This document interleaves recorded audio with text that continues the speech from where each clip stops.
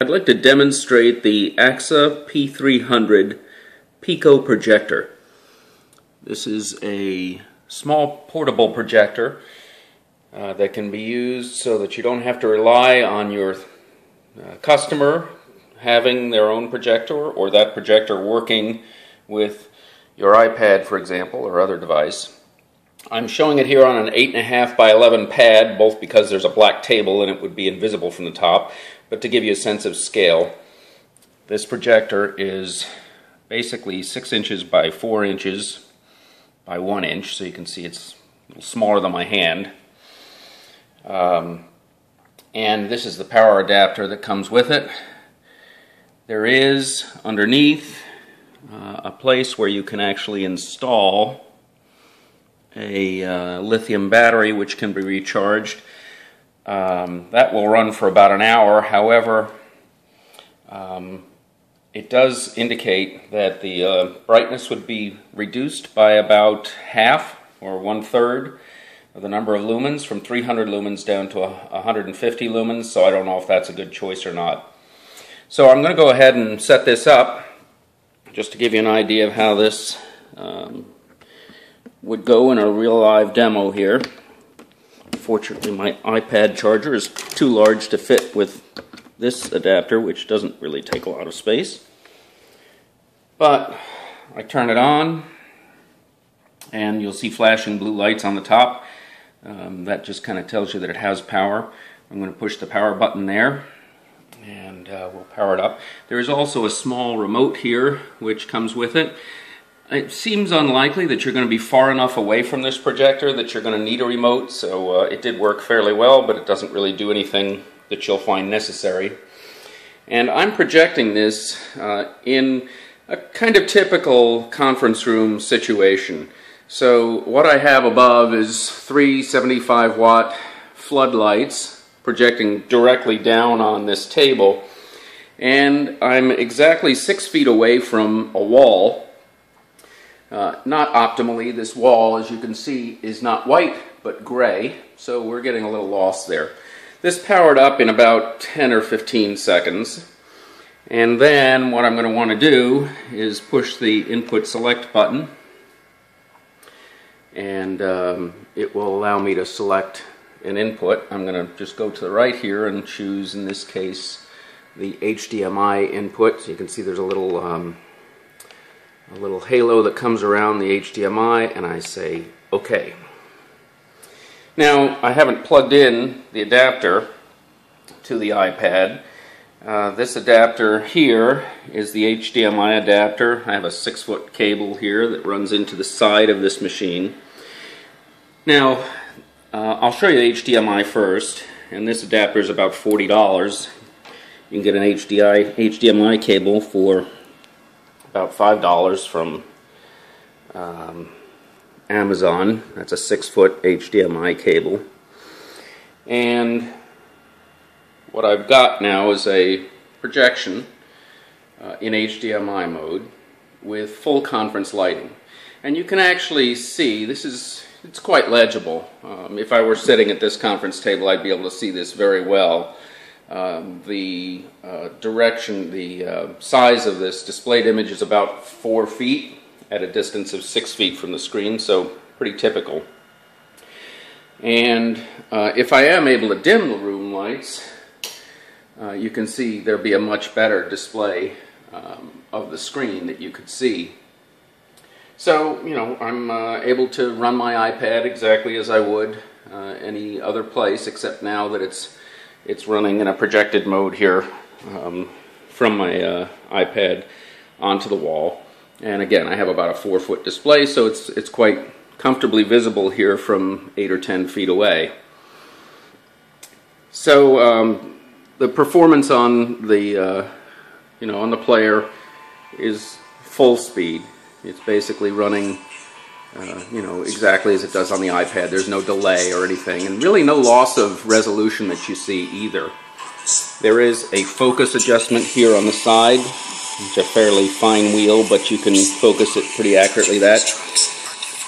And you'll see, I'm not sure where the speaker is on this device.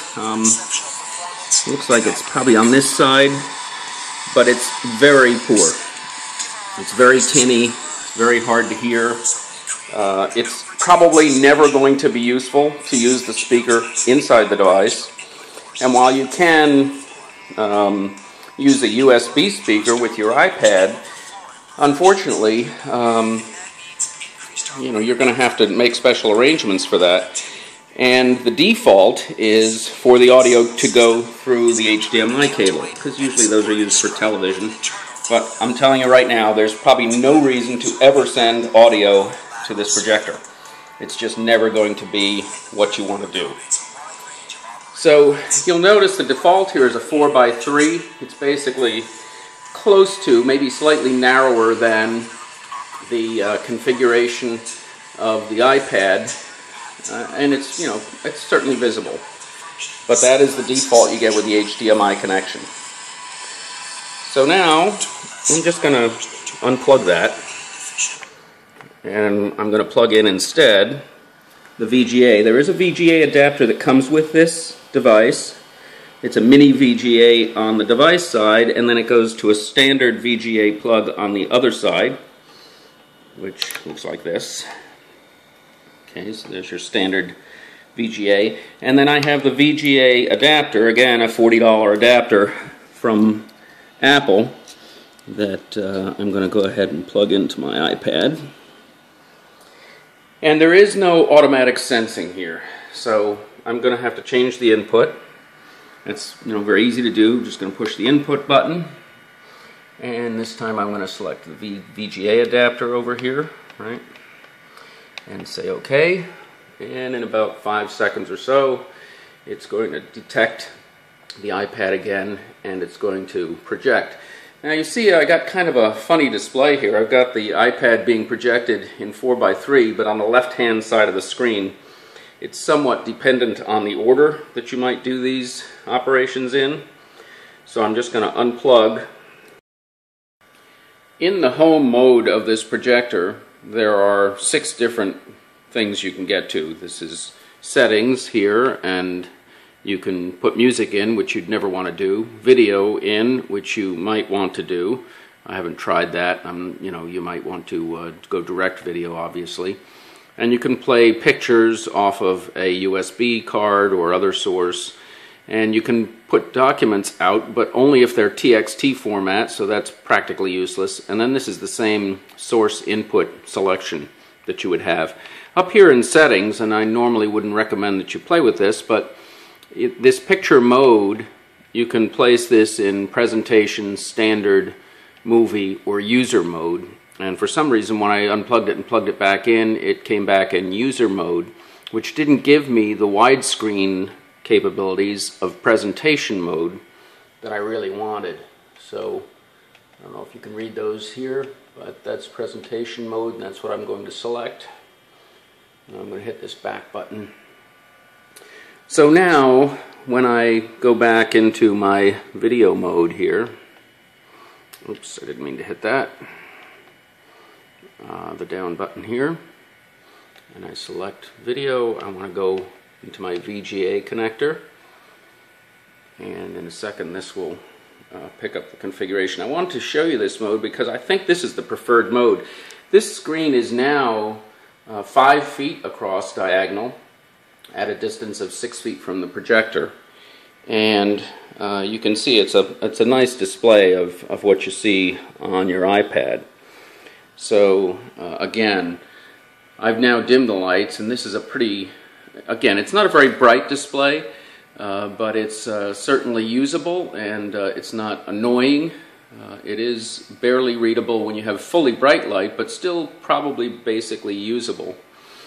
And keep in mind, since this is an LED device, there is virtually no heat. I mean, it's just a couple of watts of warmth. Even after running for some time, it's not warm at all to the touch, barely above room temperature.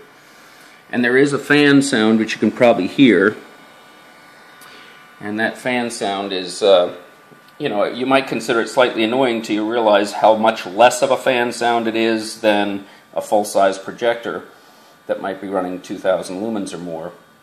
And you're also not baking anyone on one side of the projector or the other. There's virtually no airflow.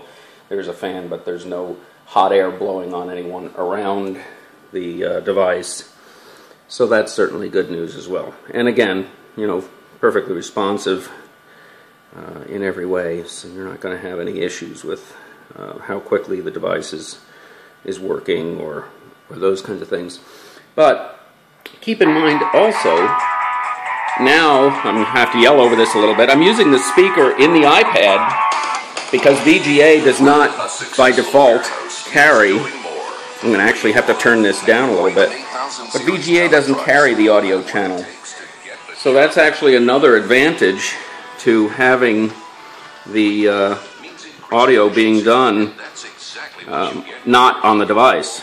And by the fact that I've now got it running on my iPad, I can use those iPad speakers for a small conference room pretty well.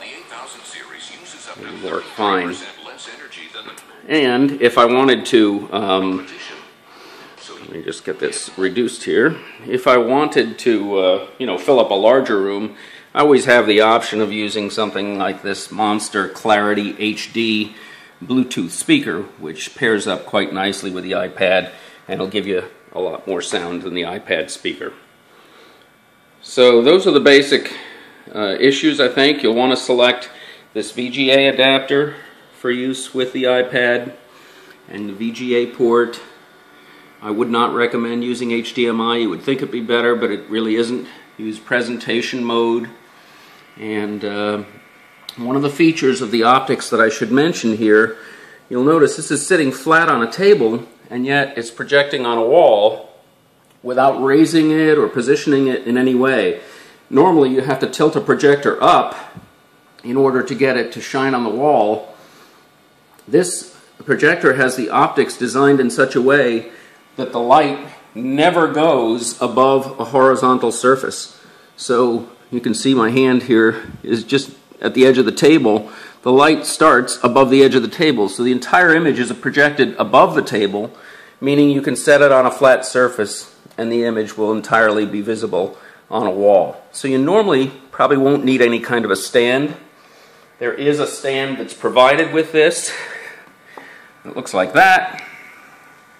And you basically spread this out into a triangle and screw it into the bottom of the unit.